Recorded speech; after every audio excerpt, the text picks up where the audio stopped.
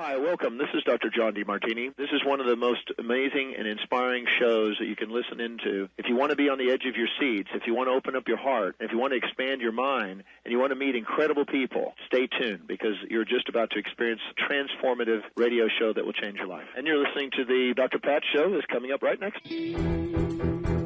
Welcome to the Dr. Pat Show. Talk radio to thrive by. Powerful, inspiring, and coming to you live, bringing you stories of people like you and me, busting through and living life full out. Get ready to dare to wonder what your life would be like if you knew you could not fail. Hey, everybody, welcome to the show. It's so great to have all of you tune us in and turn us on. You know, I had a little sanity check, Benny, Micah, this weekend in a lot of ways, just so many different ways. And, you know, part of that was to have this realization. And I don't know how to put this in any other way, but I know my very special guest today is going to talk about what it means, unlock your psychic and spiritual powers with Richard Lawrence, because this is somebody that doesn't just know this, but shares how we can do it. You know, he is somebody that has been out in the world courageously, and I might say that courageously, because when you're someone like he is, you're out in the world, you know, sharing different forms of psychic experiences, clairvoyance, clairaudience, psychic touch, smell, taste, all of it. But we're going to talk today about this idea of psychic ability. But the aha moment I had was this moment where I was reflecting upon where I am today in the world, how important it is to stay in the present moment, yet it's equally important to have a vision. And I think we get confused. I think there has been a lot of literature and things that have come out in what is known as the New Thought community, which I now call the Now Thought community. And the reason that I talk about it like this is because we need to clarify for people what it is that we have inside of us that we are just not using to our ability. We are not using it. And yet we are. Because if you ask a mom why she decided to go left instead of right with her 2-year-old infant in the car seat, and she can't explain why she made that turn, except for the fact there was something she knew, had she gone the other way, she would have smacked right into a car accident, right? But she can't explain it. She'd just say something like, I knew. But today, when you take a look at what Richard has created, and he lives his life like this, I'm thinking to myself now, I played ping pong over the weekend. I'd have rather been with him where he was, in a sense, because this is someone that is not just somebody that has been in this world about mind, body, spirit movement in the UK for decades, but he has been surrounded by incredible people. His late mentor, which he's been on the show and talked about, oh my gosh, Dr. George King, just amazing. I mean, if you knew anything about Dr. George King, we've done shows on this. But when I think about Richard and what he's done, and now what he's doing, he's literally breaking through now for all of us. We're looking at some of the things he's done before, but the message for our time is it is time to unlock our psychic powers. It's time to unlock our psychic abilities. Richard, it's great to have you here. Welcome to the show. Gosh, that was a fantastic few words. Thanks, so kind of you, and I much appreciate being on the show. I'm sure I could give a much longer talk about you, Dr. Pat. But I want to start out with a true confession, and then I want you to jump in.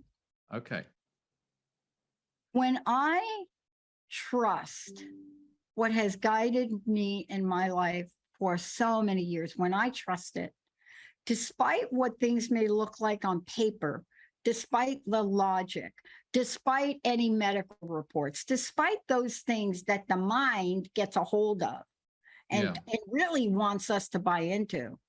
Despite all of that, when I look back, and I did this over the weekend, I had a moment to reflect, and I realized that anything that was positive, that directed me to my next step, I did fearlessly from an early age till about 2000.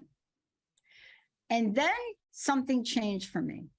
But that's what we want to talk about today, because we want to talk about this innate ability, and it happens to be called psychic. And here's the question. Do you have to be somebody like you, or do you have to be somebody, you know, that is so out there in the world and has done this for years? Or is this an ability that we all have, Richard? Well, that's the very reason I wrote my first book, actually, which is still my best-selling book. I mean, that's 40 years ago that was published, Unlock Your Psychic Powers. Next year, actually, will be the 40th anniversary of that. But the reason I did was because I was doing a lot of radio shows in Britain, and late night phone-ins and sometimes 4-hour shows and all sorts of things. And we were getting callers in, something you know very, very well. And they were not from practicing, well, we had some practicing psychics, but many of them, most of them, I'd say, were from so-called ordinary people, people who wouldn't call themselves psychic, wouldn't call themselves clairvoyant, certainly wouldn't call themselves practitioners of any kind whatsoever. And yet, we're having the type of experience that was a great example you gave. Somebody driving down the road, they took the left turn. If they turned right, they'd have possibly died.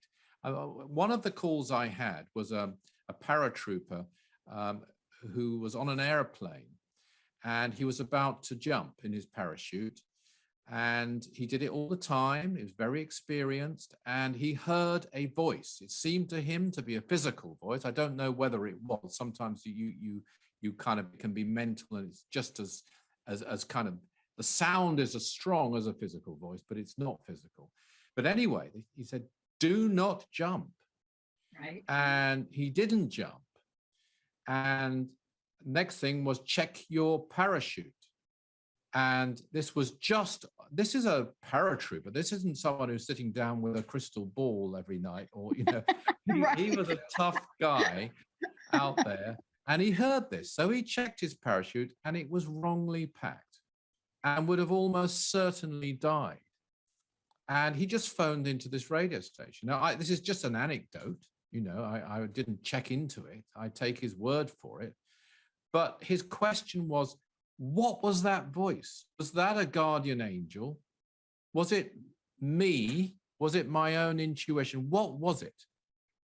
And actually, that question I couldn't answer, because it could be either. And in some ways, it doesn't matter, because he didn't jump and his life continued. So one would have to sort of sit down with him, and one could probably find out. But it does illustrate the two things. One, your intuition, which is perfect.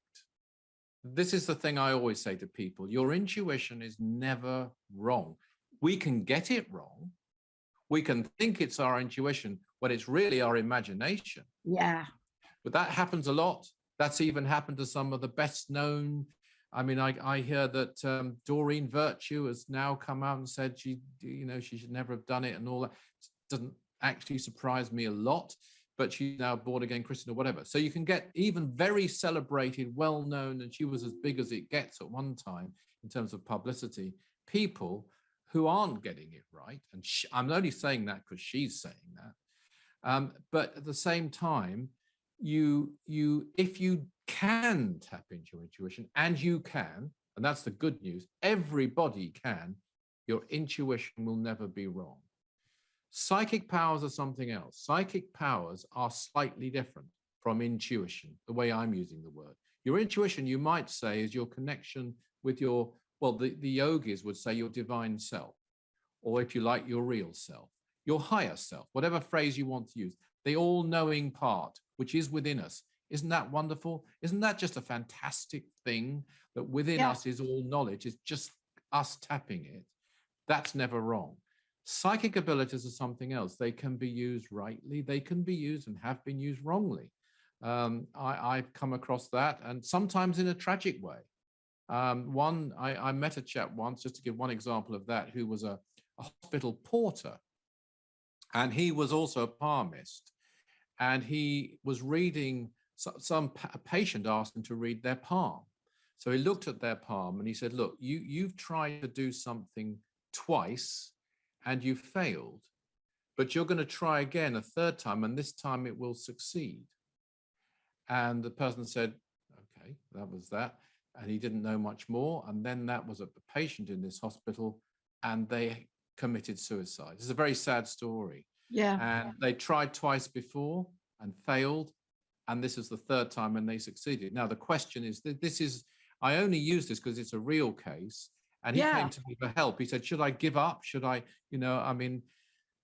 but what it is there is the bridge between your psychic abilities. Psychically, he was correct. But I think if he'd gone deeper and he'd contacted the intuition, and that's why there is this great, as an interrelationship between counseling, which you know all about, and psychic ability, that you could be accurate psychically and really not helpful. And this is an example of it. But if he tapped into his intuition, he'd gone deeper, he would have felt a warning. He would have felt, and he'd been careful what he said as well. And so that's why the intuition is priceless, whereas psychic abilities, some people try to use them to gain power over others, and all the rest of it can be wrongly used. They can be used, though, and you mentioned some of the abilities you can have: touch, taste, all the senses actually have a psychic aspect. They can really help people too, and that's the thing about them. I love that we're talking about this way, because, there are a couple of things that I'm really acutely aware of. And we're going to talk about what are the different psychic abilities, because they do show up differently. Yeah. And you can get more than one. But I had a little moment. May I reflect on something you said? Please. I had a little moment when Doreen came out with her book. I think it's called Deceive No More. Okay. And I started to look at it, and I started to read what she was saying, and I didn't understand. So help me out with my naivete. Help me out with my ignorance for a minute. Because I understood this, but I didn't understand it. Because see, I grew up Catholic, and I've studied many religions. I've been part of many I'm considered a spiritual hitchhiker. That's what they call me.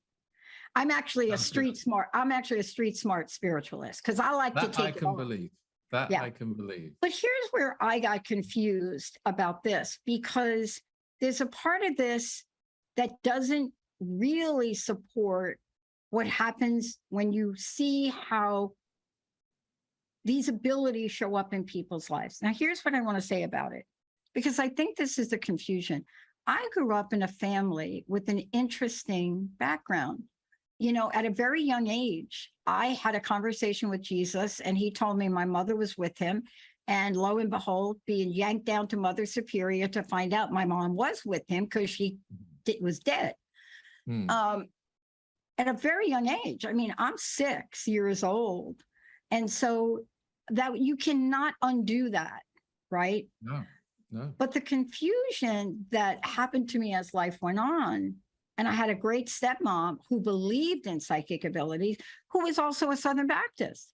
And if you ever talk to today's world of people that are preaching, either being reborn, Joel Osteen is a perfect example, because this is somebody that will come out and talk about the fact all of us have the ability to manifest.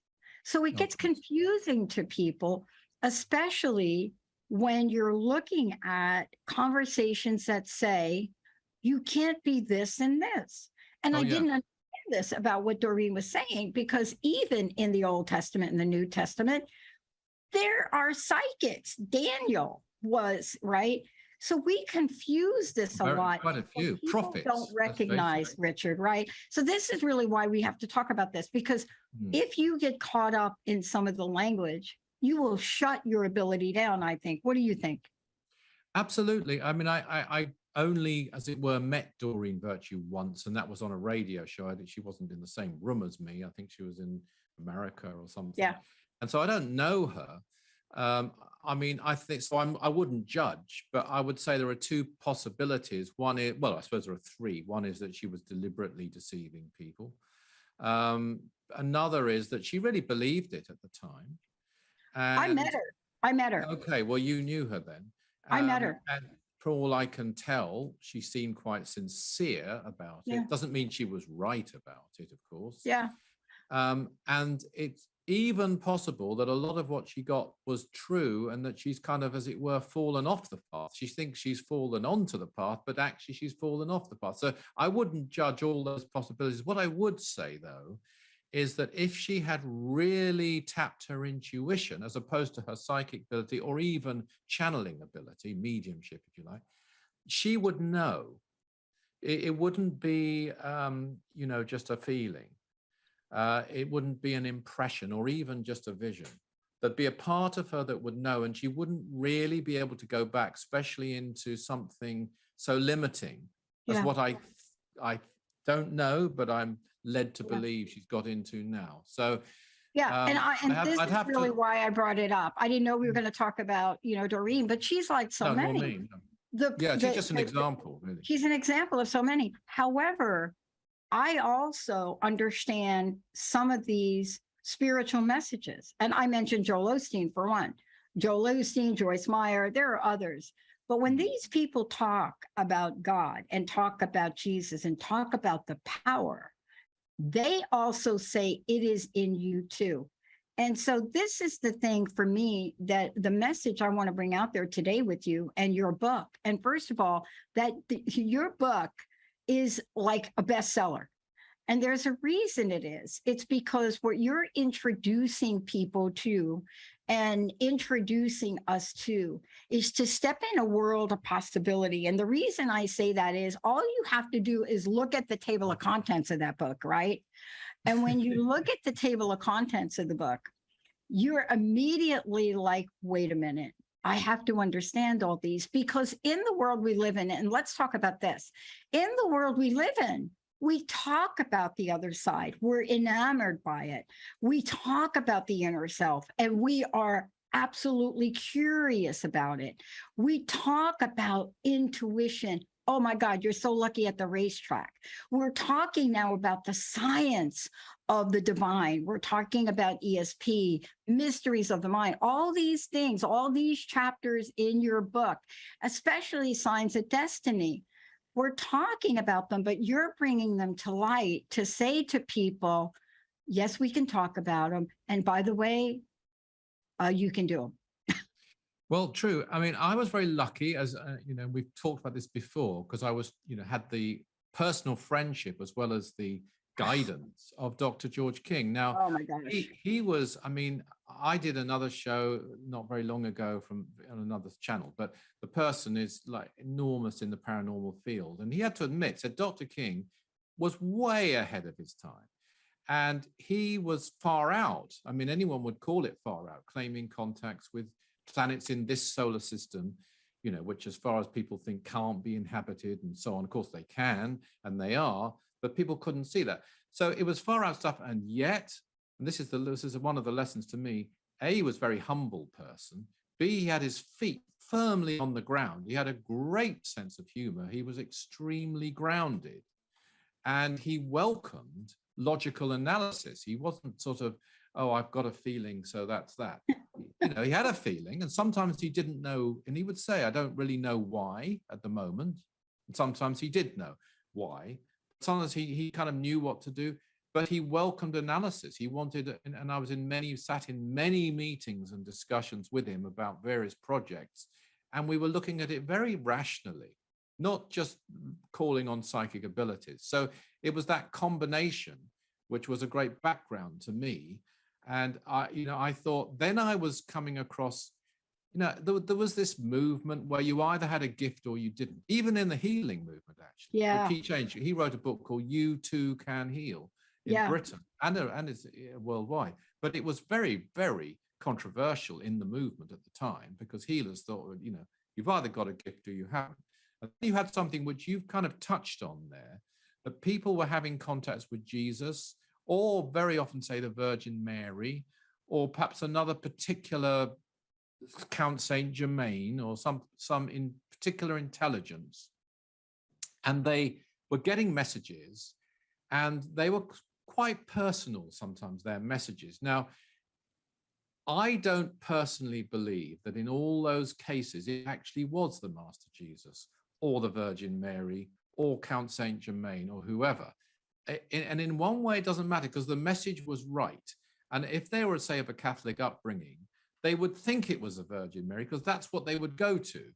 And it might be their guide. It might be a woman from this world who's on a higher realm, and they think it's Virgin Mary. And I actually, strange enough, because I've had many contacts myself from this world, not from other planets, but from this world, I became very sympathetic to guides. I made some mistakes myself, actually, when I first started out down the sort of channeling line, which Dr. King helped me with. And I thought, my goodness, I got the identities of the guides wrong myself. So I'm familiar with this. And I said to him, well, shall I, getting this wrong, maybe I shouldn't be doing it. He said, absolutely do it.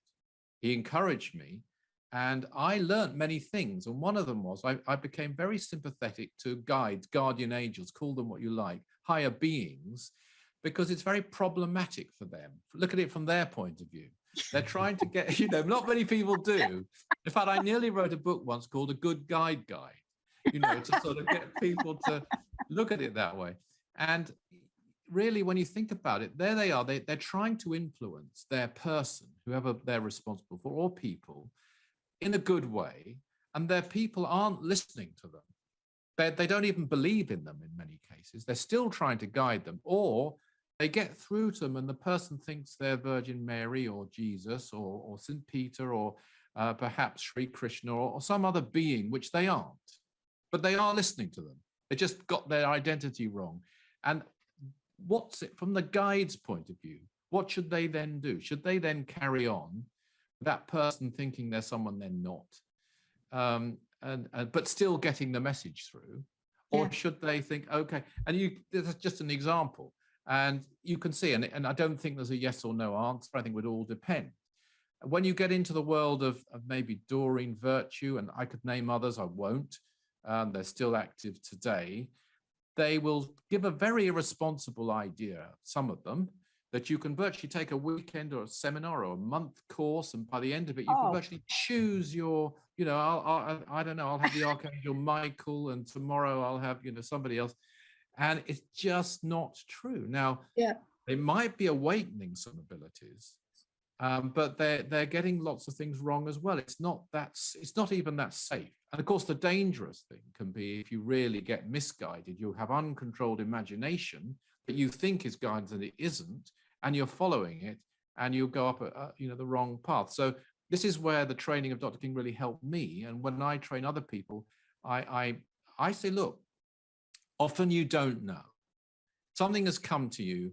You don't know where it's come from, for a start, and you don't know whether it's real or whether it isn't sometimes, and that's fine. There's nothing wrong in that. Don't worry about that.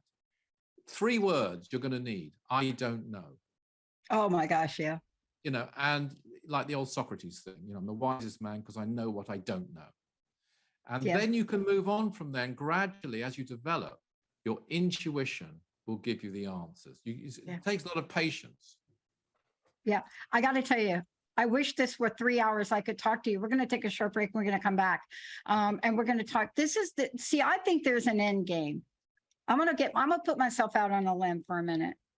I really do think there's an end game. I think there is a purpose in everything we're talking about, and a lot of things we're not talking about, because I am a very simplistic person at some levels, and I'll tell you why. I thought Jesus talked to me, and here's the reason. I'm in the church on the weekend because they didn't pick me up. I now know they didn't pick me up because my mom was dying, right? Oh. I know that today. But I'm in there with a whole bunch of nuns. Like, we're in the church. Like, what 6-year-old wants to be in the church with a whole bunch of nuns, sitting next to the meanest nun for me that I ever met, Sister Michael Anthony, right? Can you believe I can remember her name? Hello, right? And I'm sitting there and I was enamored by the Stations of the Cross. I didn't even understand them. I'm 6 years old, but have you ever seen the pictorial version of them in a chapel and you go into a church, I a may Catholic have church? done. I've heard of them, of course. Some of them are very simple, but this one at this boarding school, top of the food chain boarding school, they were carved, beautiful, three-dimensional. And I happen to be sitting at the 9th Station of the Cross. Now, here's what I learned about myself, and I'll share it when we come back. I turned, and there he was. He was like right there. This is the one he falls down for the 3rd time. And he's right there. And that's when I heard the message. But here's what I want to talk about when we come back, because I think there is an end game. I think there is a master plan. I think it's simplistic master plan. I think that for me, I am so naive that I think everything could be included in it, right? Yeah. Whether you believe in the evolution of monkeys or you believe in the Big Bang Theory. But absolutely. Here, when we come back, I want to talk with you about this. Yeah, let's do that. These abilities have a purpose. And we're going to talk about that. But before we go to break, we got to tell people about the Spiritual Freedom Show. We got to tell people about how people can follow you, because they're going to get a lot more of this. And also your book, I believe, is for sale on Amazon. Unlock Your Psychic Powers, yeah, among others. But yeah, it still is. Yeah, it's still out there after almost 40 years. And it's still out there. Actually, I'll tell you one country. It's not a very popular country with some people, but it's very big in Russia for some reason. I hear about that. I don't get much royalties, I have to say. They're not very good at paying royalties, but I don't mind. It's big out there in 1 or 2 other places. But yeah, you can get it from Amazon. Absolutely. Yeah. And I could tell you from my experience why that is. Now, this is a book that came before its time, but so did you. I don't know which lifetime this is for you.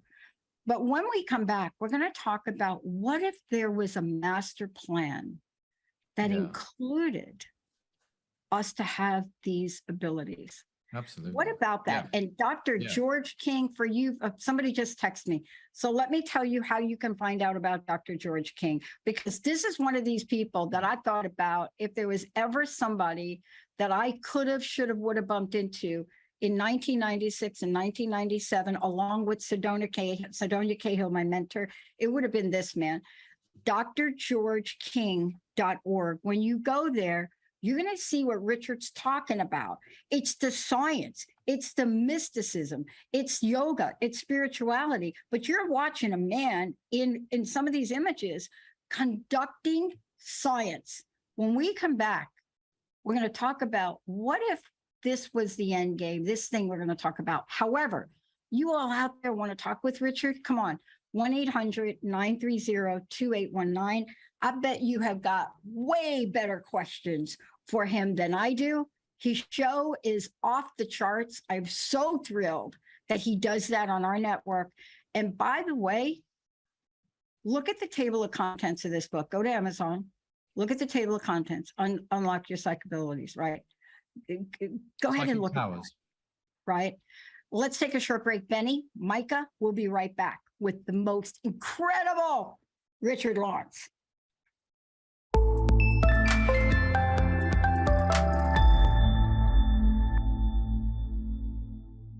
Wow. Hey, everybody. Welcome back. For those of you that are watching the KKNW stream, you're probably thinking, oh, my gosh, Benny, you should have let Richard finish. But we're going to pick it up.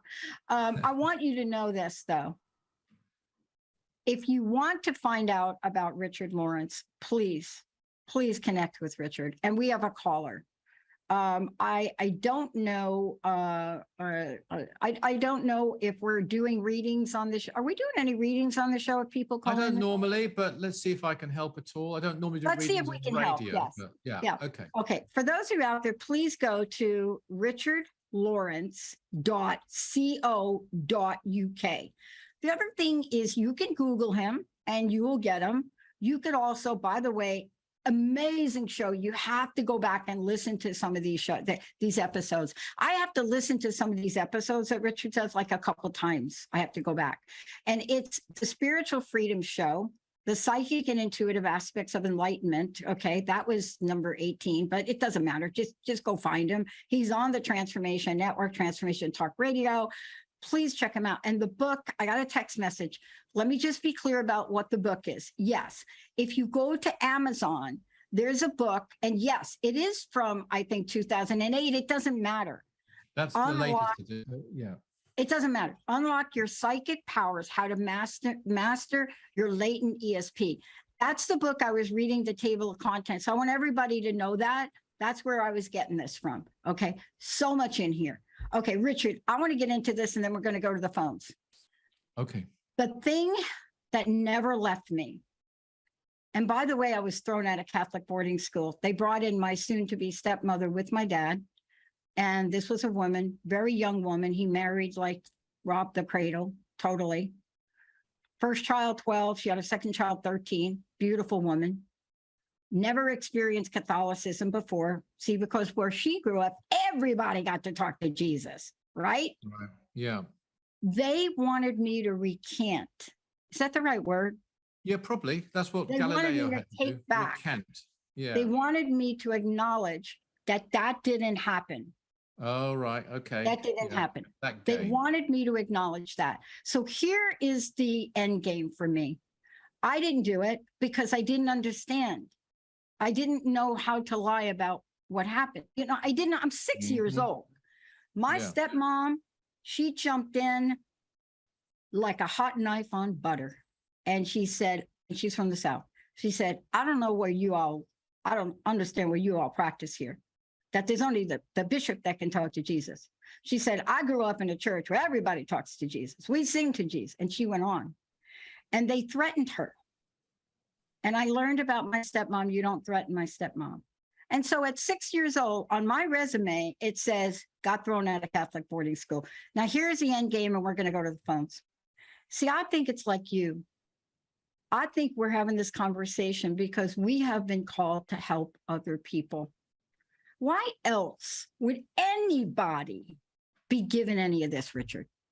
Why? Yeah, exactly. And I'd go further than that, actually. Please. You know, the more advanced experiences. Now, the Spiritual Freedom Show, which we put out, as you say, on we're delighted to be on Transformation Talk Radio, by the way, and it goes out at 12 noon, first and third Saturdays of the month, and you can get the old issues, as you say.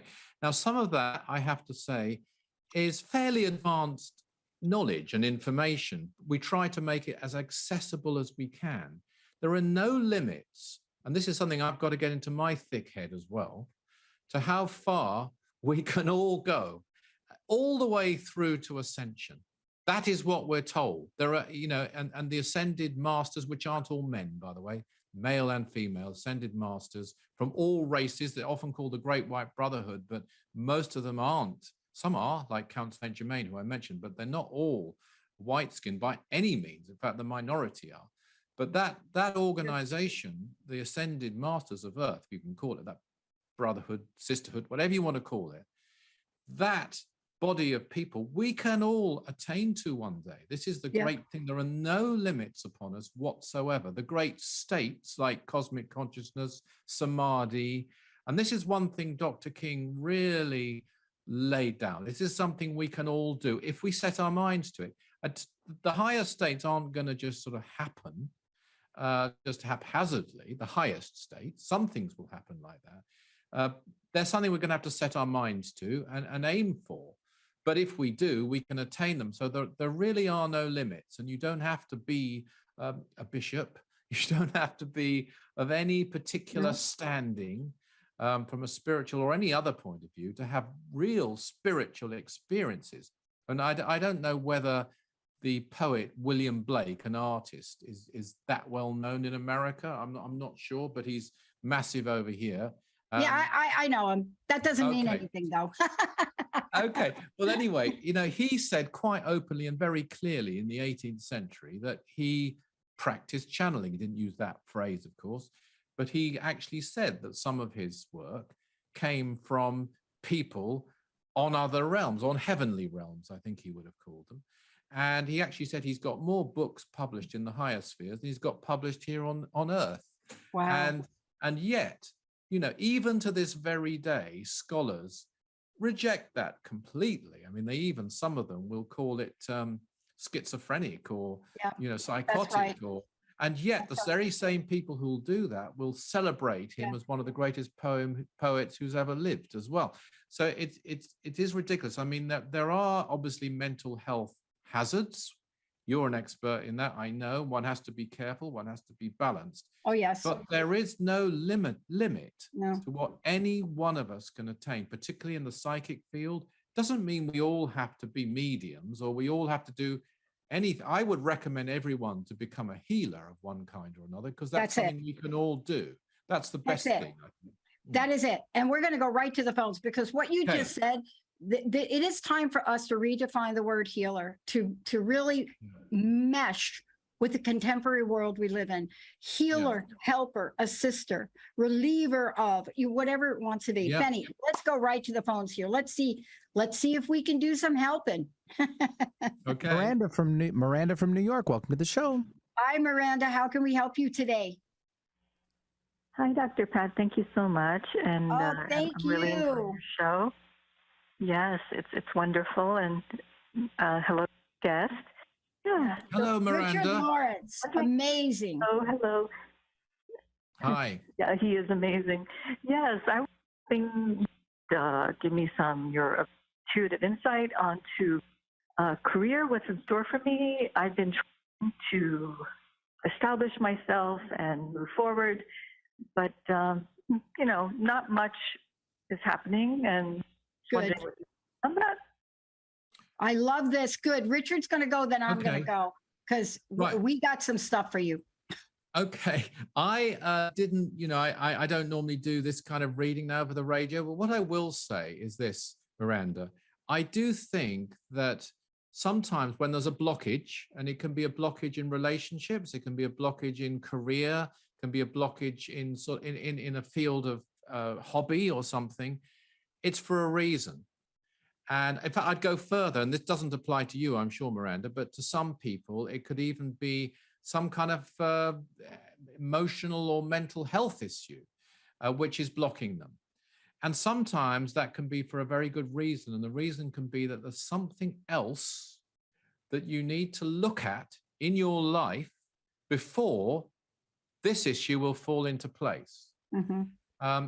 This is a silly example, but I think it was the Poseidon Adventure. Anyway, a film author who wrote one of the great sort of classic thrillers could not write at all and had a blockage. And what they wanted to write was a comedy, and they weren't being asked to write a comedy. Anyway, just cutting a lot. And this is only to illustrate the point, Miranda. They wrote a comedy. Nobody really wanted it. It didn't go anywhere, but it's what they really wanted to do. Once they'd done that, then they wrote whatever it was, the Poseidon Adventure, whatever the film was, and went on to massive success in what the original thing. But there was this one thing they had to get out of their system. So with you, it may not be a career thing that's really holding you up. It could be a spiritual thing, for example. Mm-hmm. It could be something close to home that you need to look at and deal with, face up to, remove whatever it is that's sort of standing between you and a free flow to bring about your career. Do you think there is anything maybe like that? You don't have to say over the air what it is. Yeah. That is kind of unresolved, Miranda. Yeah. Miranda, I'm on the same page. No. Well, actually, I've been told by so many psychics in the past, I haven't gone to one in quite some. Whenever I did get a reading, everyone would, oh, you're here to do something very, very meaningful. You're a healer. And I'm doing that on a very small scale, but I'm just trying to branch out a bit, and it's just not happening. And I feel like, okay, this is sort of like mixed messages here on the one hand. I've been told, and I've had very profound spiritual experiences where I was actually, it was spelled out for me what I was supposed to do, but like I keep asking myself, well, when is it supposed to happen? All right, I'm going to help you right now. Okay, here's the deal, Miranda. You ready? The answer is inside of you. It is not with those other people. And here's what I want to say about it, because Richard's right. When I graduated from my doctorate, everybody on the planet told me what a great, high-powered, high-paying organizational consultant I was going to be. I wanted to throw up. That's what they told me. They told me that. Mm-hmm. They said, based on the power of your research, nobody considered the fact that my research had to do with understanding the pain that people were feeling from loss, broken promises. It was never intended. But here's the way the universe works. In my case, I would have stayed on track and have gone to one of the top 1 or 2 consulting firms. I'd probably be dead now. But I didn't, because I met a mentor along the way in the middle of my program. She introduced me to a spiritual way of being I didn't understand. So here's my question. I really want you to contemplate this. What is in Miranda's heart? Not what anybody has told you, and I coach people all over the world, and we start at what is in your heart, not what's in your mind. But when you think about the perfect career path for you, does it feel light? If it doesn't feel light, it's not right. It actually does feel light. It actually is in alignment with what the others are saying. Good. So then the other part of the answer is what Richard said. When we have something that feels light, and I went through this as well, and it doesn't show up, I got depressed. The only reason I'm talking to you right now and Richard is because in the middle of my lowest point in time in my life, and when on paper, no way was I supposed to be depressed. I just graduated with all sorts of awards and all this stuff. I was depressed beyond, I couldn't get off the couch. That's why I created Crust Busting. But here's what happened to me. I dialed a wrong phone number, and I didn't hear a voice say, don't hang up. I knew not to hang up. And within 10 minutes, I pulled out a credit card and bought my first hour of airtime in 2003 on the internet. And I could feel the joy. So what I want to say to you, I don't know exactly what it is. And if we had more time, or you wanted to call Richard and spend more time with him, here's what I want to say. Usually when it feels light, there's something else blocking it. Either a fear, I don't trust it, something. There's something in there. That's what you've got to wrap yourself around and find out what that is. Okay, will do. But can I give you some advice on how to do it? Sure. You're not going to be able to think your way out of it. What has to happen right now, and this is one of the hardest things I've ever had to do, you have to have a really, really cool conversation with yourself and the spiritual energy around you, because the answers are right there in front of you. They may not always be what we want. Clearly, buying hundreds of thousands of dollars of airtime ended a 14-year relationship, made my friends think I was losing my mind, but it was so right for me. So if you can experiment with that, I'd love to know what you find. Okay, Miranda? Okay.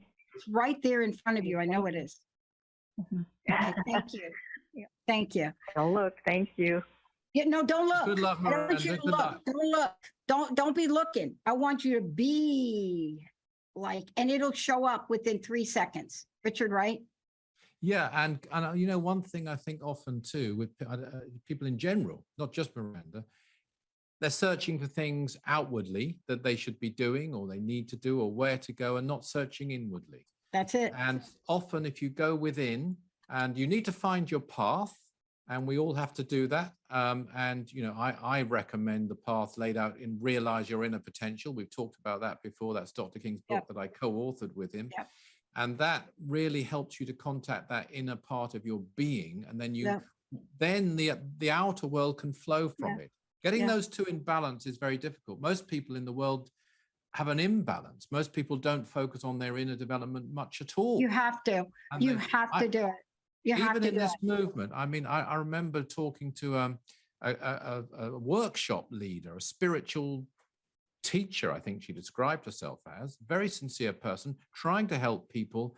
And she told me she feels unfulfilled. She feels a bit depressed. She's telling people how they can help their lives, but she herself isn't satisfied. And I said, well, these exercises you're teaching people, how often are you doing them yourself? Yeah. And she said, well, I haven't got time to do them anymore. Right. And that was it. And, that just, okay, that's it. You've got, you can't be doing that and not reflecting it in your own development. I'll tell you, that was my aha moment for the weekend. And, there's not enough time to talk about it because I absolutely want to go to Pat. Benny, can we bring on, is Pat still there from Connecticut? Pat, welcome to the show. Hey, Pat, how can we help you? We have a few minutes. We're going to try to get right at it for you. Thank you. Okay. Quick summary. My whole life has been extremely difficult. I've been told by many that, when I was up there choosing, I choose way too much, or this was my last life, I'm getting everything done. I dealt with all that, but the past 2 years have been one unbelievable crisis after another, which has put me into financial devastation and worry. I dealt with each one unbelievably for 2 years, one thing after another. Yeah. And now I'm so exhausted. It started actually with a very mild stroke. And I'm depressed because I don't have energy and I'm weak. And I'm struggling with anxiety from all the stress. I just want to change the corner a bit so I can grab a hold, and start doing my art and start living and start being, feeling the joy and the peace inside of me. I'm real tired from anxiety every single day in my body. I'm at the point where I'm concerned about my health. I feel like my light's going out. Okay. That's it. It's a lot. Okay, come to the right place. Let me go first because I need to give you something practical. I don't know if you heard the show I did yesterday with Faust, Faust. He's out of Pennsylvania, and he has a phenomenal way to help people in anxiety, right? So you need to go, just from a practical perspective, the bottom line is this is time for you to take care of you. That's my overall message real quick. But it's so funny that I interviewed this guy yesterday, Richard. I mean, I don't even know how that even happened. It wasn't supposed to be, but he's very close to where you are. So one of the things you may want to reach out and get that kind of help from him. He is incredible. And he has just go do it. His name is Faust, Faust, and it's Faust Rogero. And I'm just going to spell it. You know who it is? He's young. I see him on my computer. Thank you for that. All right. So this book, this Fix Your Anxiety Handbook, it's not out yet, but he works with people all over the world. Okay. Okay.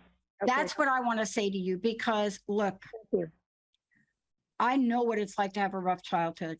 You ever hear my 7-second story about my childhood? I'll look for it. No, I don't write about it. It's really quick.